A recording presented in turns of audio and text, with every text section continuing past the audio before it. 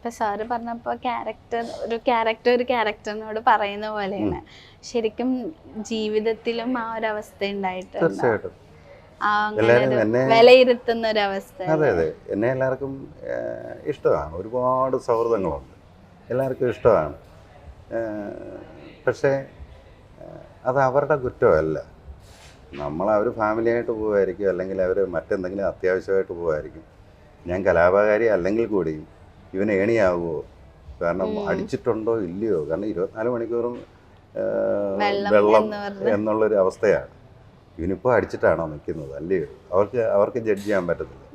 അപ്പോൾ അതുകൊണ്ട് ഞാൻ തന്നെ കണ്ടിട്ടുണ്ട്, അടുത്ത സുഹൃത്തുക്കൾ പോലും, അടുത്ത ബന്ധുക്കൾ ഒക്കെ കണ്ടിട്ടും കാണാത്ത മട്ടില്ല പെട്ടെന്ന് ഫോണൊക്കെ വന്നിട്ട് ഇങ്ങനെയൊക്കെ പോകുന്നത് നേരിട്ട് കണ്ടിട്ടുണ്ട്. പക്ഷെ നമ്മൾ മദ്യമല്ല നേരം. അപ്പം ഇതൊക്കെ അതുകൊണ്ടൊക്കെ തന്നെ ഇത്രയധികം നമ്മൾ ഒഴിവാക്കി ഒറ്റ ഫംഗ്ഷന് പോകത്തില്ലായിരുന്നു. ബന്ധുക്കളുടെയോ സുഹൃത്തുക്കളുടെയോ ഒന്നും വീടുകളിലേക്ക് പോവുകയോ അവരെ വിളിക്കുകയോ അങ്ങനെ വളരെ അപൂർവമായിട്ടെങ്ങാനും ഇത് ഒഴിവാക്കാൻ പറ്റാത്ത സംഭവങ്ങളുണ്ടെങ്കിൽ മാത്രമേ വിളിയോ ഒക്കെ ഉള്ളൂ. കാരണം നമ്മൾ സത്യത്തിൽ അധികപ്പറ്റാകും.